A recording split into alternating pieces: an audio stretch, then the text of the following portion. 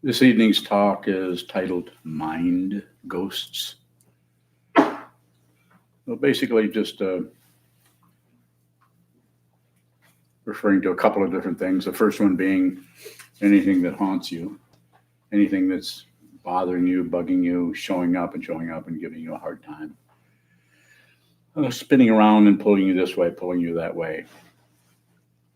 Without a sitting practice of meditation, it's very difficult to deal with those. And even with an awareness training, difficult. And sometimes when we get really bothered by something, we want to cover it up. We can cover it up with chemicals. We can cover it up with activity. We can cover it up with physical activity, mental activity, going this way, going that way. Go to a therapist. Go sit and face the wall. Lots of ways of working with those things that are nagging at us, or, as I was saying, haunting us.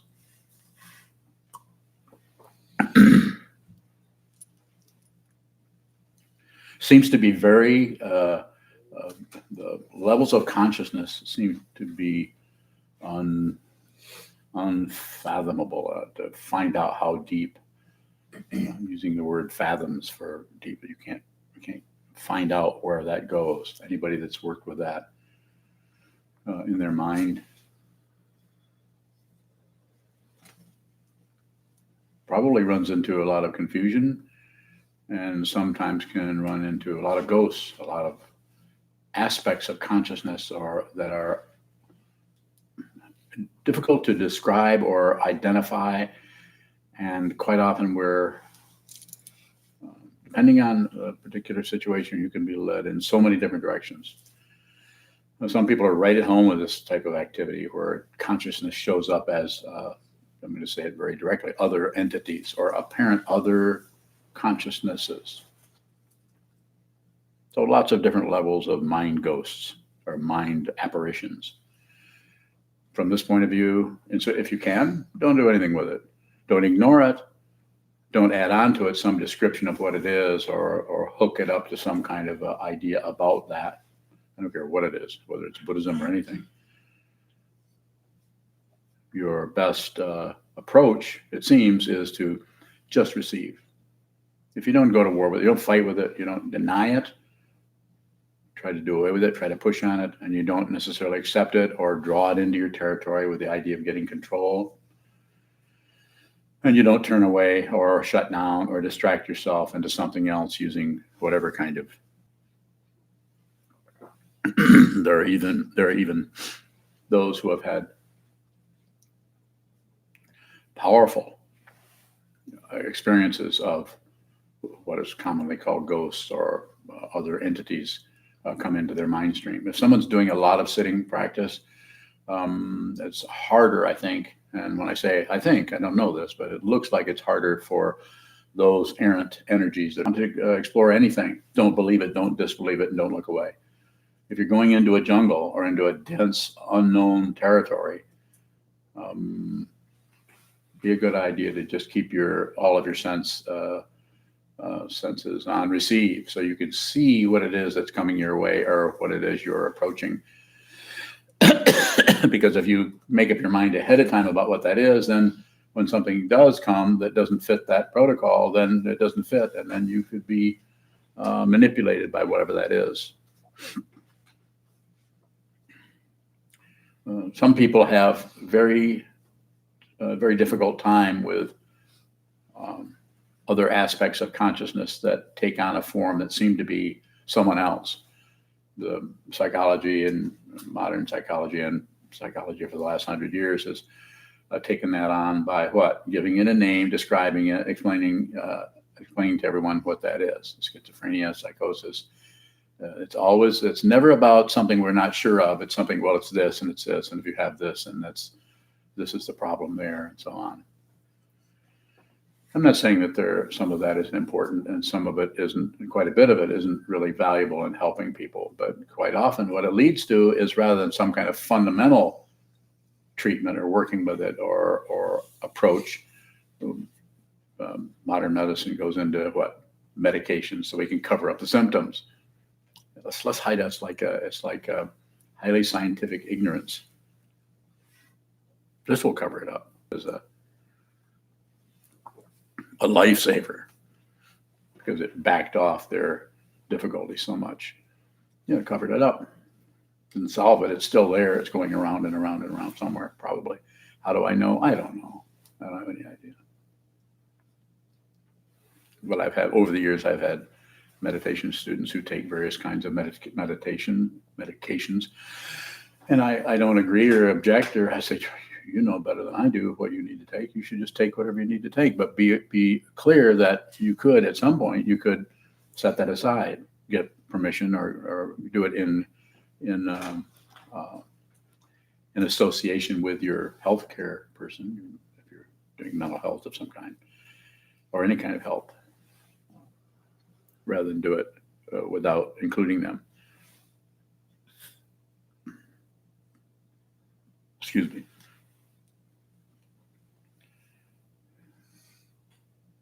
You can actually go in and actually you can relate to aspects of the mind as if they were solid, as if they were solid. And it's interesting. You actually can get a response. It's not that it's true. It's not that it's not true. It's not that it's should be ignored and it's meaningless, doesn't mean anything. So it's always good to meet everything where it's at. If you do, it might be a little frightening. It might be a little confusing, but a little confusion that is not covered up with some kind of artificial knowledge or fake knowingness. Sometimes people are so interested in knowing they'll settle for just ideas about things that totally covers up the situation as it is. So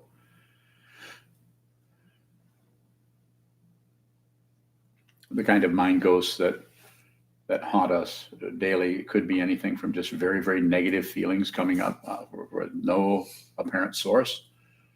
And it's very difficult.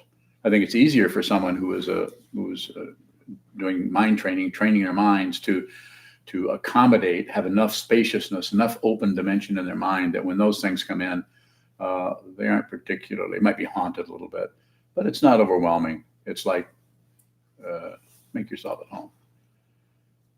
Not particularly running away or covering it up or coming to conclusions or needing anything to happen with it. It's fine.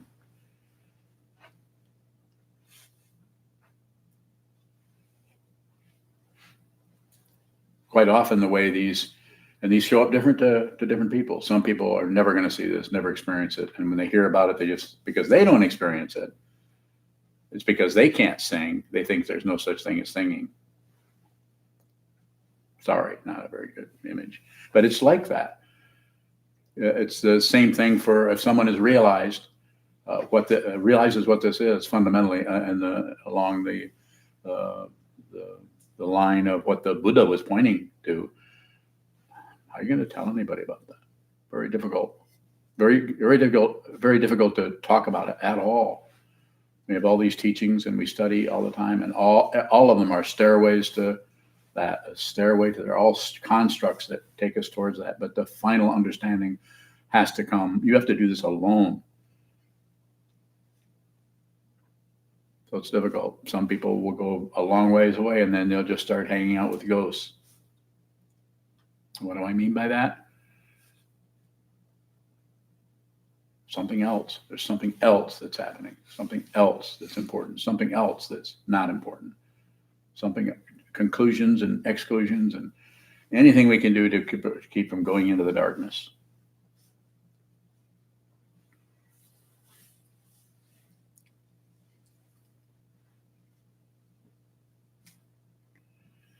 We have when someone is having a great deal of difficulty, we have a process whereby it depends on the person, the individual. Sometimes we can facilitate a person going into deeper levels of their consciousness. Something is very difficult to do by yourself, but if you have someone helping you, And there's all kinds of people doing things similar to this everywhere. Some call it hypnosis. I don't use that word. Some people call it past life exploration. There's all kinds of spirit possession things. And I'm not saying some of those things might not apply in some way, but fundamentally it's better to do as little naming as possible and a lot of looking, or a lot of observing, or a lot of receiving, rather than coming into the naming part of it. If you've studied this at all, and I've studied it a fair amount, along with 1,500 other things. I happen to be extremely curious. As soon as someone starts coming up with some kind of thing that this is the way it is in this deep consciousness, this is the way the spirit realm works, or this is how immediately all we get is just a big, huge display of somebody's ideas about something that are based on the fundamental nature, which is anything is possible. This deep consciousness is incredibly creative. I'm sure you've noticed in a dream how easy it is to jump from one thing to the next in a dream. And whereas if this happened in your actual life, it would be just mind-blowing that you were able to suddenly turn into an eagle and fly over a mountain. But in this deep consciousness, nothing to it. Turning into eagles all the time. And then turning back into what you were originally, a shmoo. You know what a shmoo is? I don't have any old people here. Yeah. So I didn't know what to talk about tonight, so I thought I'd talk about ghosts. That's what showed up. So I'm happy to respond. I can continue to talk. I can probably can talk all night. But if you have questions in this area, especially those of you who have questions about deep consciousness, which I rarely talk about, but I'm happy to do so this evening if you would like. Have questions, I will endeavor to respond to them. Sir? When it comes to something that's so outside of what we are ordinarily looking at or experiencing, it's almost impossible not to immediately go to belief and disbelief because it's just so different. It is. I'm wondering if there's something else we could begin to bring our awareness to around that situation that's not belief and disbelief. Yeah, just looking at the belief and disbelief. You just brought it up, and you actually brought it up first. But we immediately go to belief and disbelief. Just watch those polarities. That they're not different. Sure, there's a difference, but they're fundamentally not different. We're going towards it, believe, and going away from it, disbelieve. Do nothing with it, and then if there is any change happening, it will because you're receiving your stability, if you have any, is going to come through just receiving. If you're just receiving, then you're fundamentally stable because of your relationship to whatever you're receiving. You're just receiving. Go ahead. If we are right away locked into one or the other, are there other aspects or qualities that we could try to include? Are you awake? I mean, are you sleeping? Are you in a dream? Well, if you were using the example of deep consciousness or things that might happen at night, and you immediately say, well, I don't believe that, and that cannot necessarily be helped. I'm just wondering if there's other textures that we could begin to just maybe expand the awareness into. So if that shows up, then don't go the other way with it. Just watch the disbelief. So don't fight with anything that's coming up spontaneously. Don't necessarily fight with that or disagree with that. You might also not go the other way and try to push it in another direction. Don't do anything with it. Just observe that, because if you're just observing something, it doesn't last. It starts to morph into something else, and into something else, and then into something else. What is the value of any of this without belief and disbelief? What is the underlying motivation to look at it? Well, the idea here is, as human beings, we have our life, and we're born, and we're raised by our parents somewhat, and our society is there, and there's all kinds of input, and we're not so happy. We're suffering. Unless we happen to be born into such an environment or with such a kind of karma that allows us to just work at the donut shop and be able to digest that kind of food and without too much going wrong, and meet somebody that just loves us and adores us and that wants to be with us the rest of our life and wants to work so we don't have to work. And then we can just play, golf? You're talking about Senchu. Senchu's a golfer? Oh, yeah, Senchu's, oh, you mean Senchu's taking care of you. Yeah.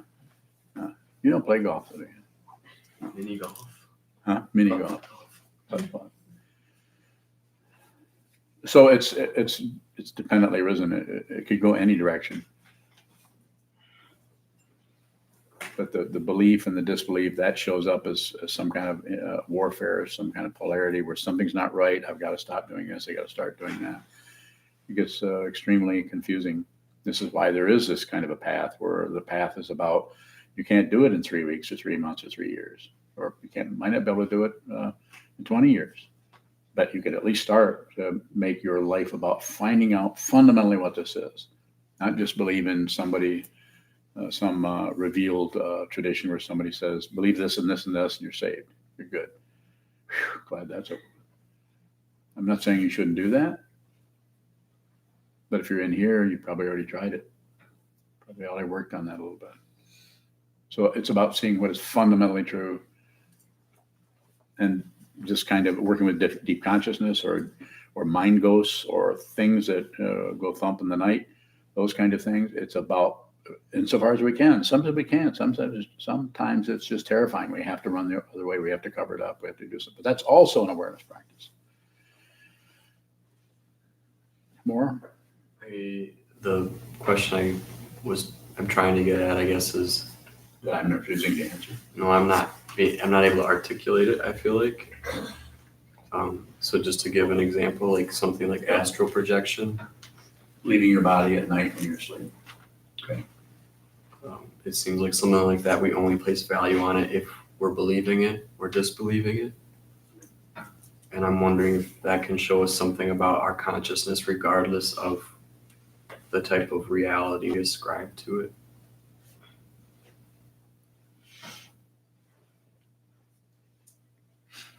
So astral projection is just a word that indicates an experience of the consciousness or the awareness leaving the physical form when physical form is asleep, that it can apparently move around and see things and know what's going on as if it were there physically. For some people are able to do that. It is said that everybody's doing that. We just forget about it or don't remember it, or we fly around and come back and don't recall that. But you can, as you know, and others may know, you can actively pursue that and deliberately work with that so that you can remember it. And you could say, well, is that real? Is that really happening? Well, something is happening, but the whole idea of reality and unreality comes into question there. Excuse me. The different layers or levels of that are so extreme. Just one person teaching or who knows how to do that, who starts to write books about it and teach about it, is just talking about a narrow, it's unusual. It's about astral projection, or it's about leaving the physical form with consciousness.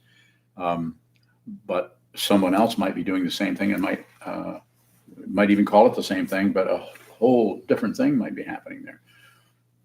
So rather than them, if they were to compare notes, they're not coming up with the same situation. That didn't answer your question. I guess I'm just wondering, with that consideration, fundamentally, what is it that we're working with there? If not the validity or lack of validity to whether that's happening.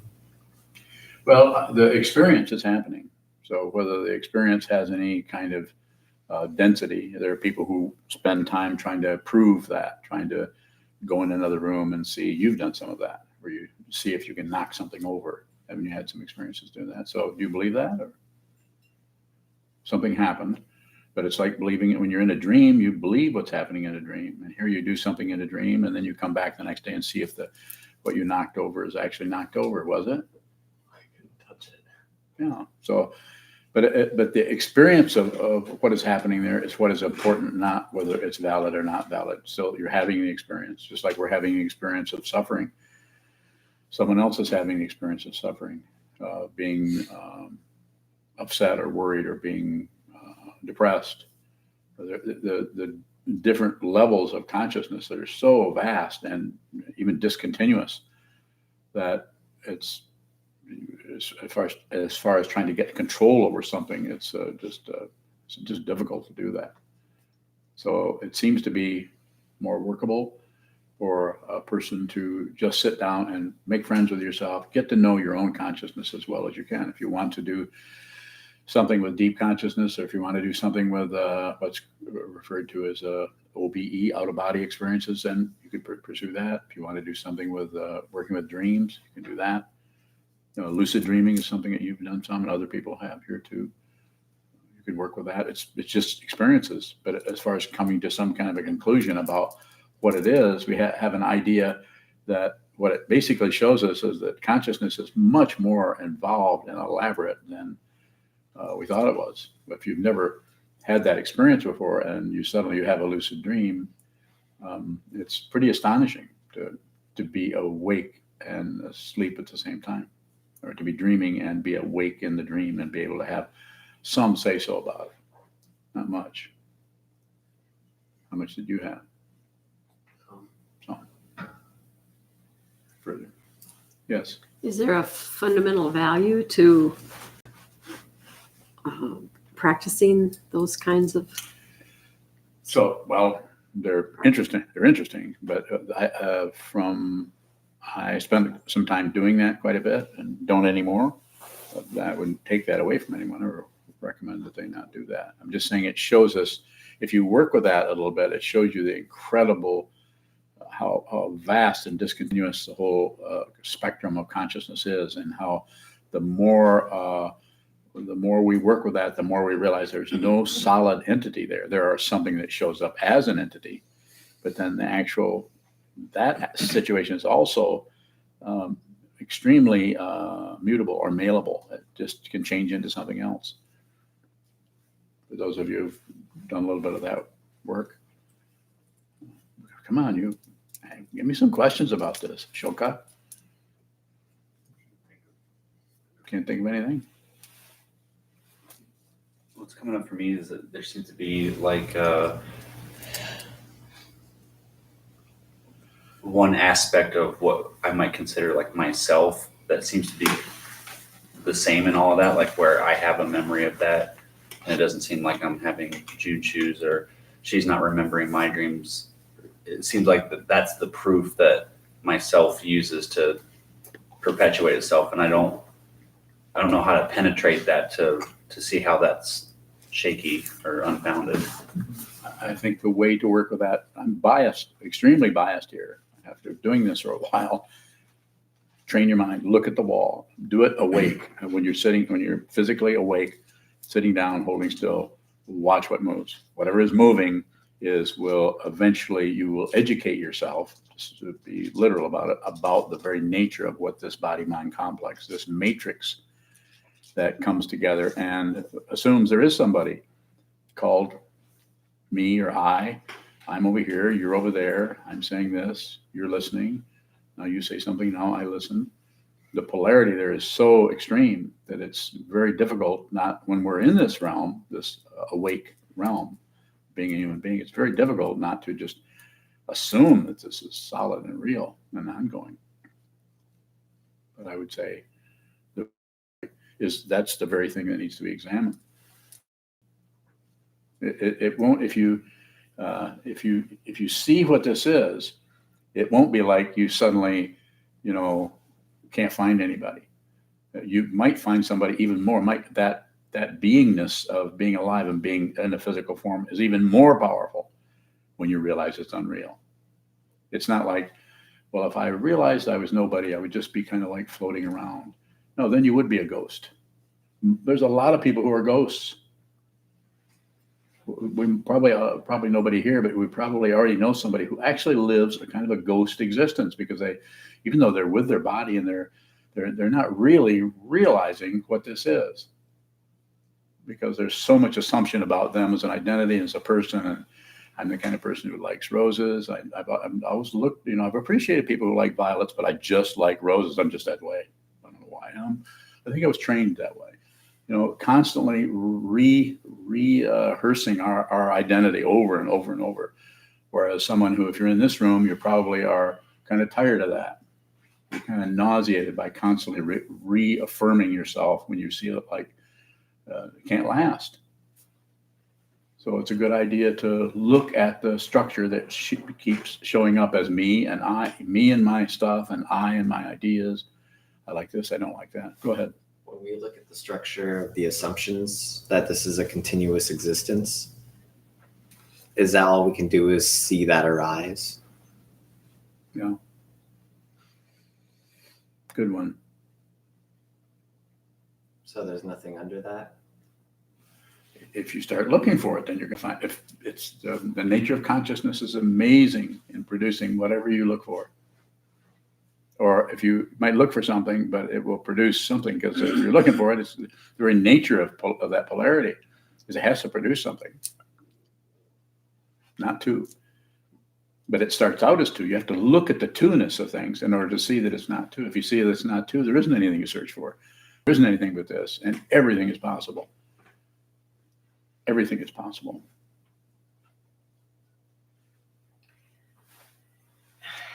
Is the very act of describing something sort of the process or surrender to believing it? I think that's something to do with it.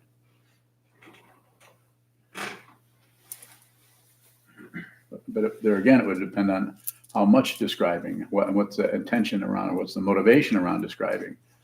If describing is actually producing, but you can actually be involved in an aspect of describing by receiving, not producing a description. Like if I'm looking at Sokuzan and I'm looking at the table, I'm looking at the notebook, looking at the recorder, looking at the pen, looking at the red coffee cup. And if there's just a receiving, then the world is describing itself to you. That is describing it to you. So it's like talking to yourself.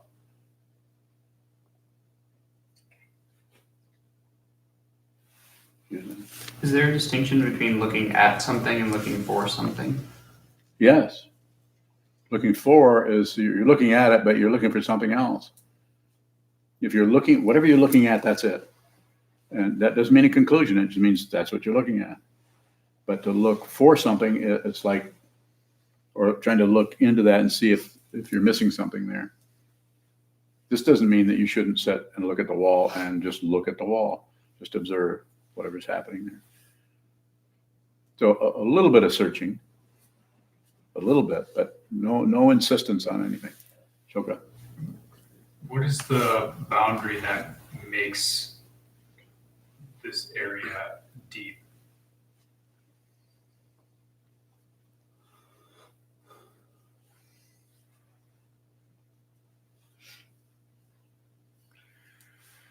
So the depth seems to come from the proliferation of identities of you, me, and this spaciousness that looks like it's between everything. So just that very model right there, that same model keeps continuing. So even when you go to sleep, there's still form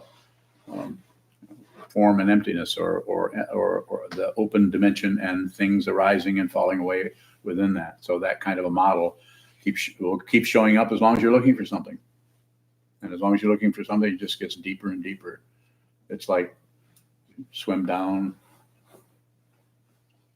You swim further down, you swim further down. Pretty soon the whole planet is made of water.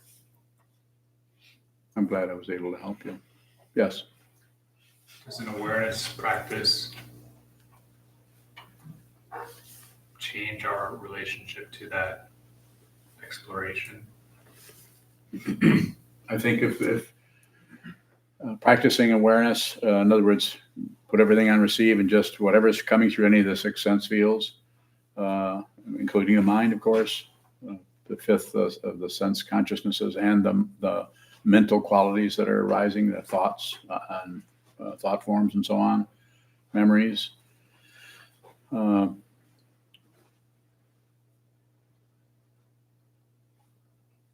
Just the receiving of that just receiving that just seems to, over time, seems to, I don't know if that itself changes the aspect of consciousness that seems to be a receiver, but something happens there so that the perception starts to really show up rather than what's being perceived. The perception really shows up rather than the so-called identity of someone who's perceiving that. So this goes into the Yogacara teachings of perception only. More? Question from Benjamin. I think he might be in Florida. Okay. Regarding receiving, I looked at the etymology, and sieve in Latin is about taking something. I'm curious about the distinction between taking something as grasping and pulling versus aware and welcoming. So the grasping is a passion or wanting something else or wanting something to be different or wanting to control something, or a greed for something that is relatively valuable, or greed for something that we think we are missing, possibly based on our nerve endings in some way, any of them. And I don't usually use the word welcoming.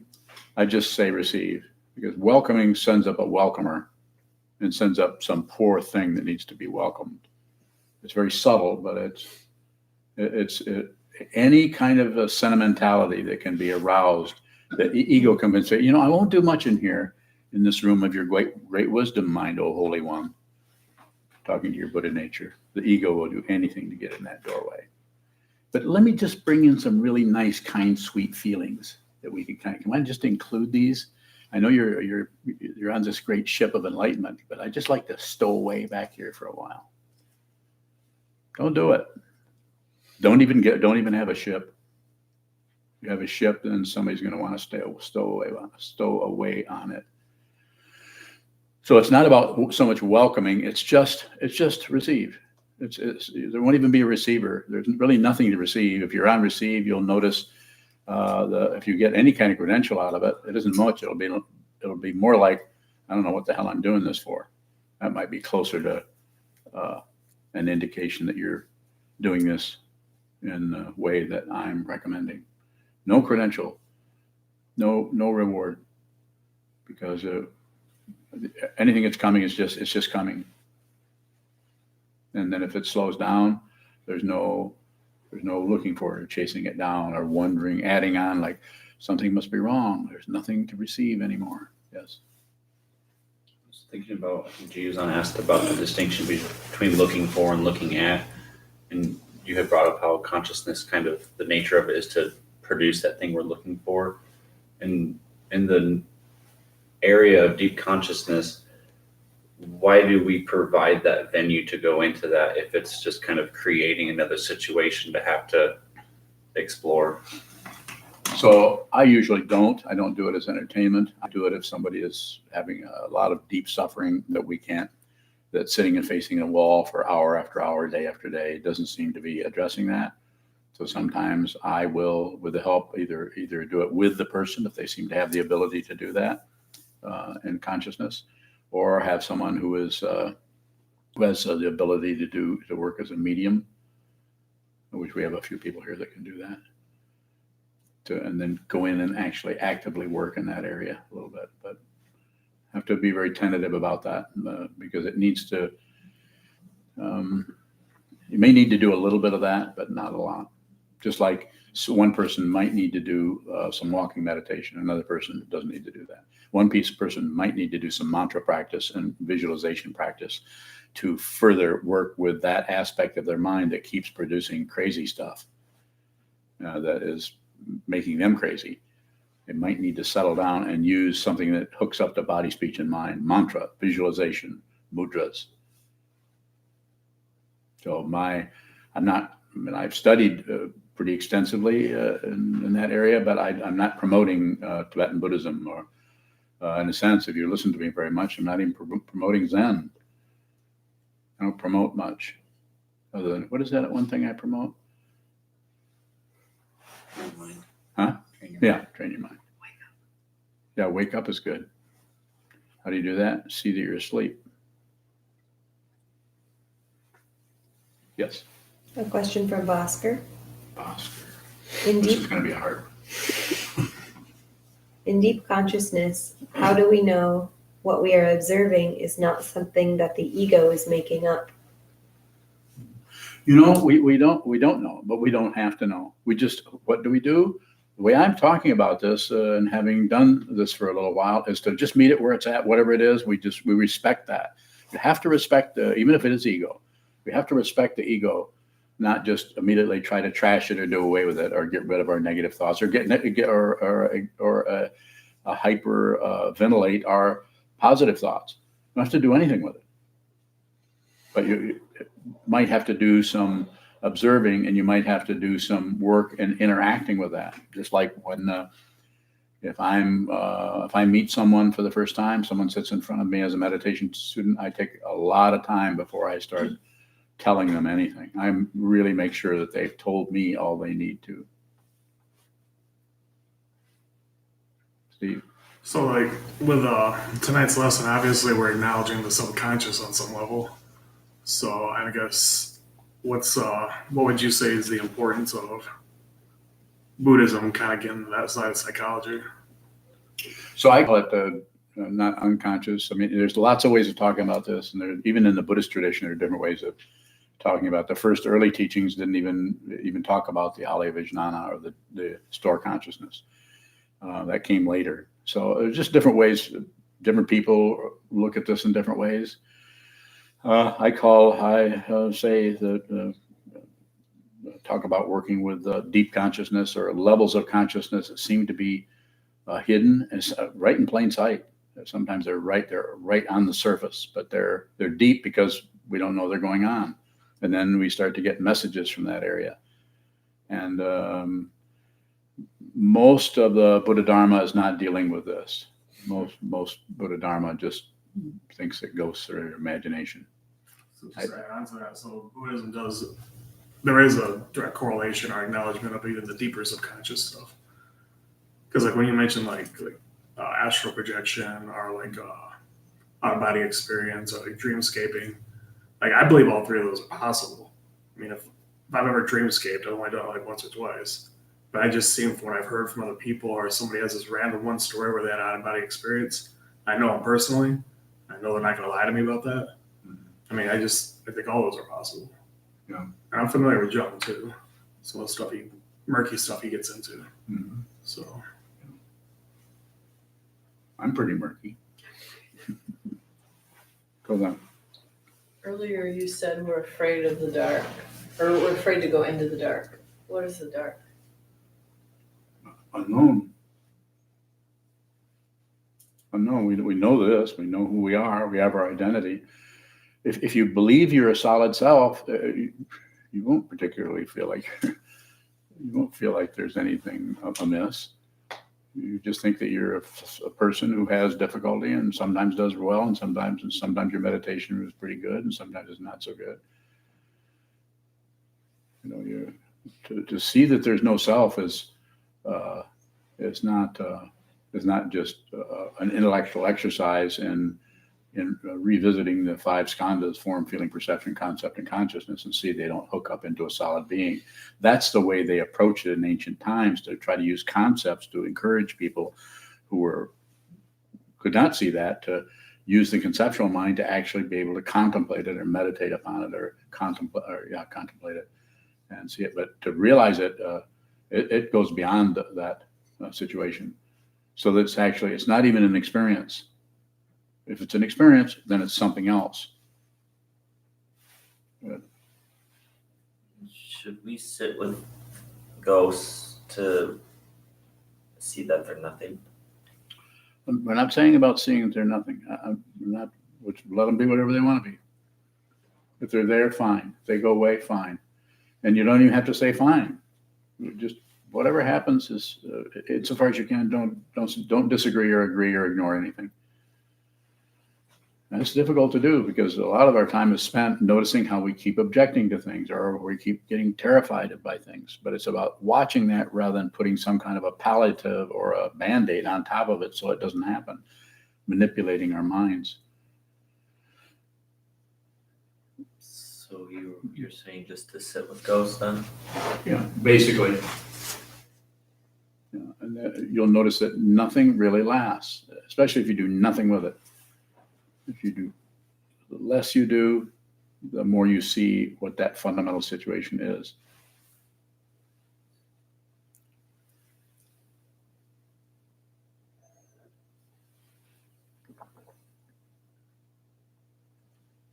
The way you talk about how if you look at something, it morphs into something else. Is that morphing, does that have to do with the cycle of passion, aggression, and ignorance?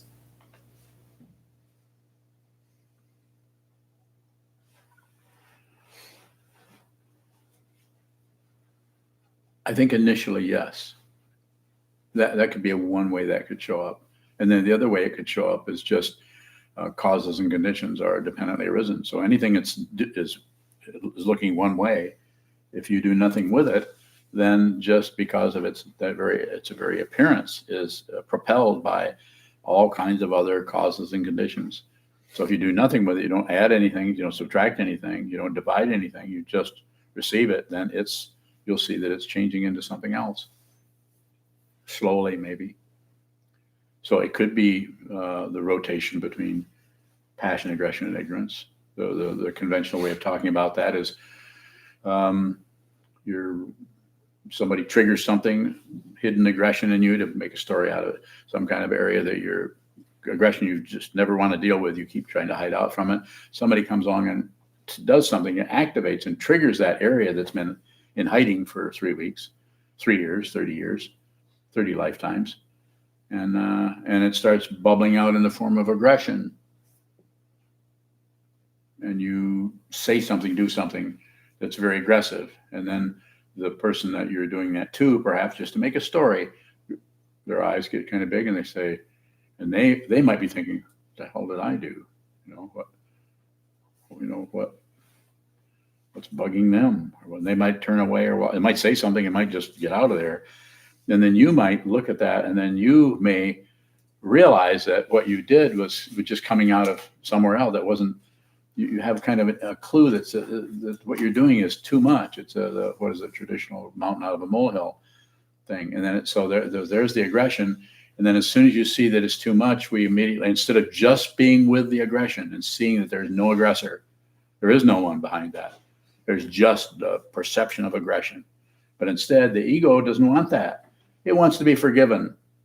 So it'll go and say, oh, I'm really sorry. I shouldn't have said that to you. I'm sorry. It's not that they shouldn't say they're sorry. Of course, relatively speaking, it's called a world, it's called a culture, it's called a community, it's called communication, cooperation, and so on.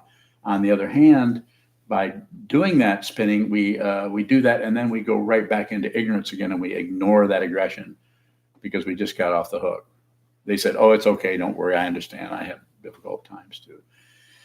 Now, there's lots of different ways that you could talk about that. And that's just one way, but that is a rotation. Some people's whole life, sometimes people's marriages are about like that. Beat up on your spouse and then apologize. Have sex, make up, forget about it. Beat up on your wife. You know what I'm saying? I'm not saying that that's happening a lot, but it happens enough. And people get either end, the person doing that kind of angry expression and the person receiving that are caught in that loop, and very difficult to get out of it. The only way I understand you can really get out of it is to separate or see deeply into who this is and what this is, and don't have any hidden areas. And sometimes you see that you don't have a hidden area, but that doesn't mean you don't see the aggression right here. You might have to live the rest of your life with that aggression, but it's not hidden. It's like I sometimes say to people, if you think you're not prejudiced and you're a white man, very unlikely. You don't get rid of prejudice. You have to see prejudice. If you see it, then it's not necessarily going to come into action and have you doing things that are disrespectful or offensive to the whatever class of people or situations that you're prejudging. Don't have to be someone else. You just have to be, if anything, aware of who you are. Yes. Last night at the talk in Grand Rapids, Were you there? Were you sitting right there? was I remember you. you were talking about certain ways people were like describing how they understood things, Yes. and you had brought up whether or not that's going to help us, like when the time comes, like when the body drops, and it seems to be, if anything, the metric of value on the path, like whether or not our understanding is going to help us when the body drops. So what is the seeing of no self that goes beyond that contrast, that like an experience of no self? What's the one that actually helps us when we die? That's too confusing. Anybody else agree? No? Junchu agrees. Could you say it a little more clearly or simply? What's the perception of no self that goes beyond an experience of no self? So if it's a perception of no self, then there's some experience there. But that's the initial part. Eventually, that's not there because there isn't anything. There's no more contrast. So therefore a self, a so-called self can come and it can go away. There's no longer any threat from it. There's no longer trying to be somebody else. It's just unreal. So it isn't. Transcending the separate self isn't like the separate self is gone. It's more like you just see that it's unreal.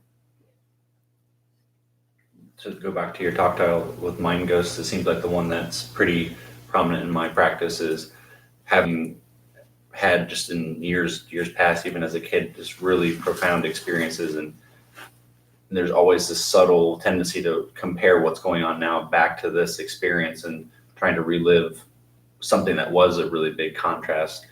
So what needs to happen with that area?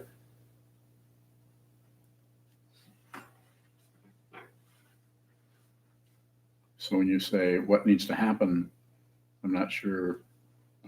I'm not saying anything needs to happen. So I would say nothing. That help? Maybe I'm misunderstanding or not understanding what you're saying. Is comparing notes with your own experiences from the past covering up what's in front of you now? Oh, maybe, perhaps, but I wouldn't be concerned with that. The most important thing for you to remember, anyone here, most important thing I can say to you is spend some time holding very still and watching what continues to move. That's the practice that fundamentally, I've done lots of practices, but that's the one that fundamentally helped me more than anything, was just sit down, hold still, and look at it, and do a lot of it. Yes. What continues to move? Thoughts and ideas and judgments and opinions and feelings and emotions and memories and calamities and anti-calamities, motorcycle hoodlums, ghosts, fields of mice jumping over dandelions. It's just monotonous after a while. And eventually nothing moves except movement, but there's nothing moving in the movement.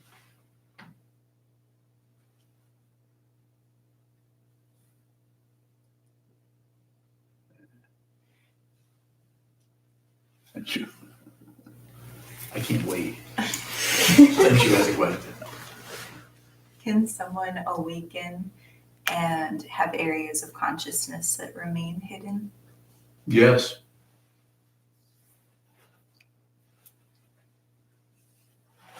Yes, but the hiddenness is no longer hidden.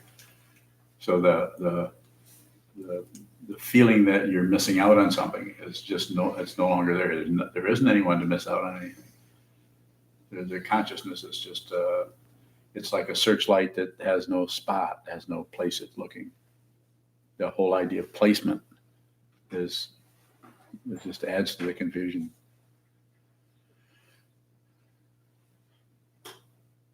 More? Hidden treasure.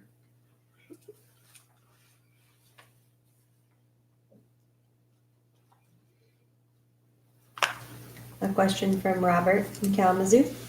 I know him. What is the difference between experiencing and receiving?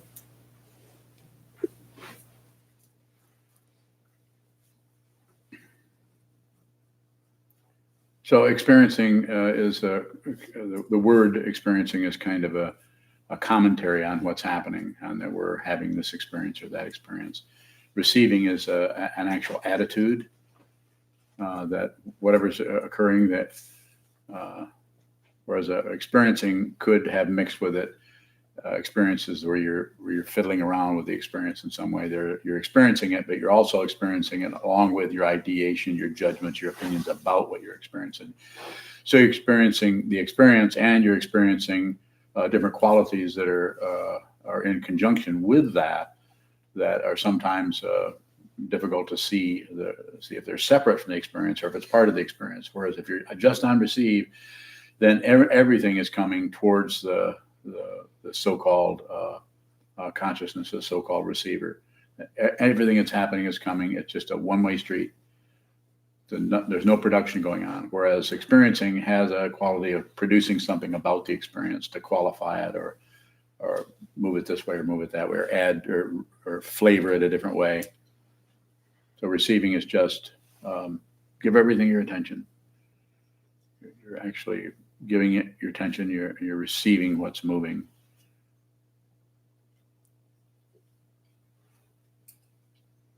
Don from Virginia asks, how can we observe self-destructive mind ghosts and avoid getting lost in the strength of their apparent reality? Yeah, very good one.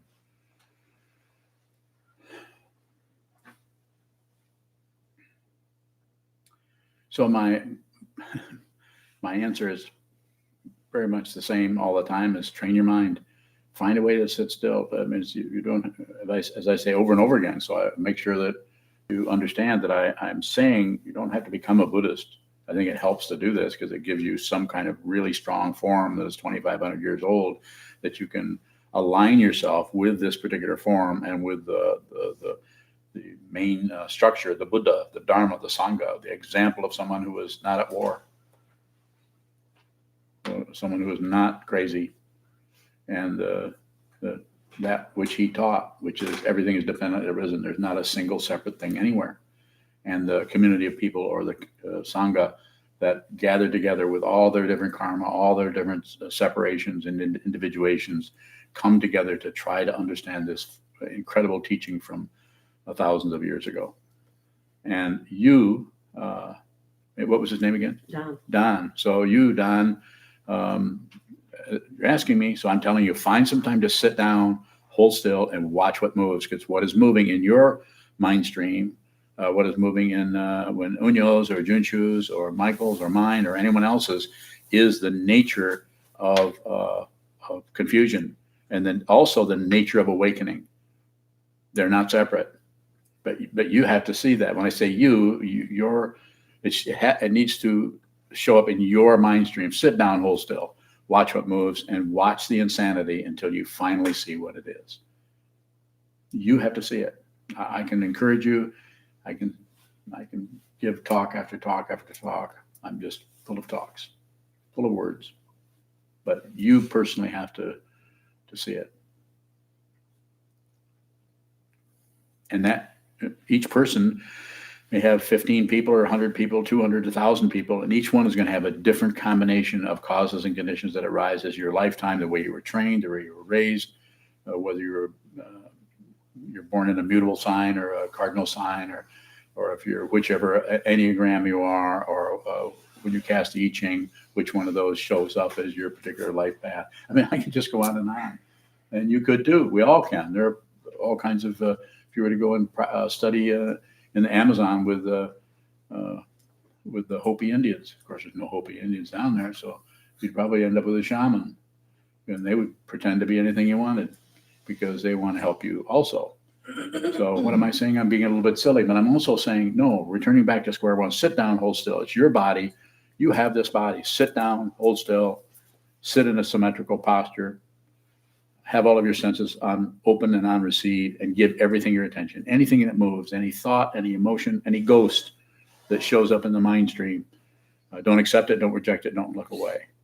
And sometimes when that kind of openness starts to occur, because you practice, because you keep coming back, you have to do a lot of this. You can't be a weekend warrior. It won't work. I'm not saying it can't work, but it's more unlikely unless you do a lot of it. For this whole thing to as my teacher Chogyam Trungpa Rinpoche said, ego has to be taken apart brick by brick. So we have to go in and sit down and slowly dismantle that whole structure of the 5 skandhas and the 12 links on the chain of existence, and the whole dynamic of grasping for this and rejecting that and shutting down on that. You don't have to be somebody else. You just have to stop arguing with everything.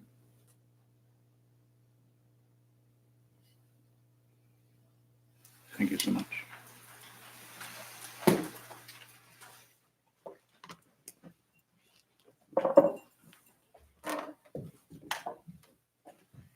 We'll stand and dedicate the merit in the back of our chant books, reminding everybody about the donation boxes in the hallway. We also take donations through PayPal online with debit and credit cards, checks in the mail. We appreciate all of your continued support to keep these teachings alive. Thank you. May the merit of this penetrate into all places, so that we and every sentient being together can realize the Buddha's way. Jiho san shi shifu, shi son musa moko sa, moko jaho. The 10 directions, the 3 worlds, all Buddhas, all venerable ones, Bodhisattvas, Mahasattvas, the great Prajna Paramita.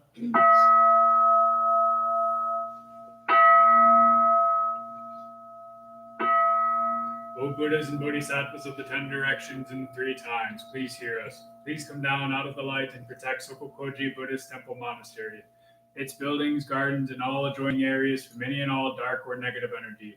Remove and dissolve any negative energy or devices. Fill everything and everyone with light. Please shield and protect with light our teachers, monks, students, and all practitioners of the Dharma, our families and friends from negative forces and energy from now on. Help us to realize the truth of the Buddha's teachings.